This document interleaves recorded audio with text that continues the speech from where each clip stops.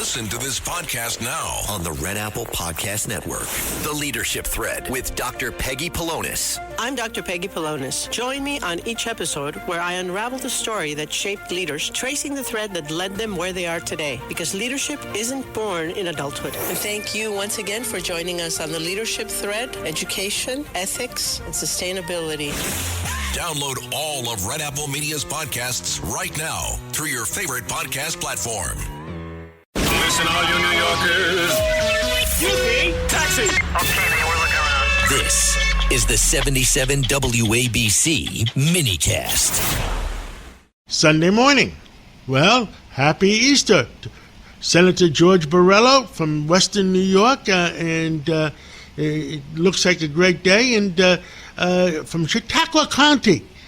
Give us an update. Give us an update what's going on in our state. Well, first of all, happy Easter to you and your listeners on this, holiest of Christian holidays. And today I would like to talk about, even in deep blue New York, we are now seeing a new Siena poll that says majority of New Yorkers favor the idea of having to verify your citizenship and show an ID in order to vote in elections in New York. Yeah, this is really was a shocker to the pollsters at Siena. My personal opinion is Siena typically oversamples Democrats. So the fact that this still shows a majority of New Yorkers, including a vast majority of Republicans and independents, think that people should have to do something basic, show an ID to vote, and prove your citizenship. So this is really an 80-20 issue nationwide. 80% plus of Americans believe that you should have to show an ID to vote. And then when it comes to the citizenship, look, the Democrat talking points is that, what about married women who have to change their name? Again, it's a red herring. It's a ridiculous argument. First of all, if you're already registered, this isn't going to impact you. So we're talking about someone who has never been registered to vote that gets married and has to chooses to change their name. So they're trying to hit this narrow target. But the reality is they know that if we have to secure our elections, it's probably going to cost them some seats. And that's why they are opposed to this. They want to talk about voter suppression. But we need to secure the integrity of our elections, first and foremost. That is job number one. It's not that everybody votes. It's the fact that we have to make sure that people have confidence in our elections. And that is lacking right now. Nearly half the country has an issue with their confidence in our elections. That's what we need, is confidence that every American feels when they go to vote, that one vote, one American, and we know that. What were the statistics? You have any ideas? Yeah, I mean, well, first of all, right now it is about, overall in New York, it's about 55% of New Yorkers that are in favor of that. So again, a clear majority in this Siena poll. And then when you break it down to Republicans and Democrats, Republicans are about 82% in favor, independents about 65%. So that's so again, overwhelming majority feel that you should have to show your ID to vote. And by the way, there's very few things you can do here in this country that doesn't require showing an ID. From buying cold medicine to boarding an airplane. By the way, remember when we had the big snowstorm in New York City and Mamdani needed to have 3 forms of ID to come shovel snow for the city of New York? So how is that not racist that you have to show ID? And this whole argument that somehow the people are just not able to get an ID. It's just insulting. It's insulting to people of color. It's insulting to the voters, and it's insulting the intelligence of every New Yorker who believes that fair and secure elections are the most important thing. And that, to me, is the number one point.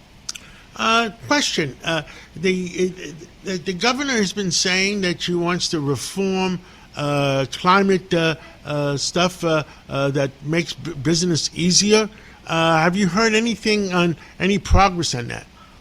Well, that is the battle right now that's going on in Albany. We're going to head back next week. Of course, the budget is late officially. April 1st came and went. And now this is the battle, is the climate agenda. But here's the thing. Kathy Hochul, all she wants to do is she wants to get herself through this November election. She's basically said that she's still committed to these ridiculous boondoggle green energy projects. She's still committed to the radical climate agenda. She just needs a little bit more time. Well, a little more time isn't going to fix the problem. the energy companies are not investing in New York State. They're not opening up new power plants, that's for sure. They're not investing in infrastructure. And that's because the Democrats and the governor have said, you're going to be out of business, whether it's in the next 6 years or 16 years. It's not enough time for people to want to invest billions upon billions of dollars in electrical infrastructure. And she knows that when she's trying to get reelected, there may very well be rolling blackouts in New York City this summer. And she can't afford that politically. And that's it. This is just her trying to buy herself some time, giving herself a literal extension cord, if you will, to get her through the November election. Don't be fooled, folks. That's all this is. Understood. What else? Easter, we're coming into the summer. Tell us, what do people want? The price of gasoline is up. Hopefully it goes down real soon.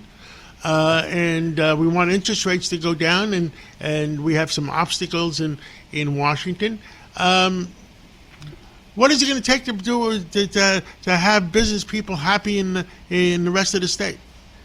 Well, look, New York State sheds more people that pay taxes and more jobs and more, quite frankly, more productive people than any other state in the nation. We've lost billions and billions of dollars of taxable dollars to states like Florida and Texas. And by the way, the number one state that we lose to is New Jersey, right across the border. So it's not about the weather. It's not even about the taxes. It's just about a fairer system.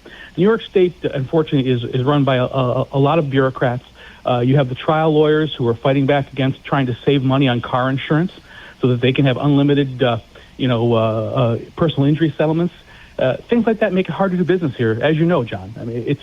Taxes are high.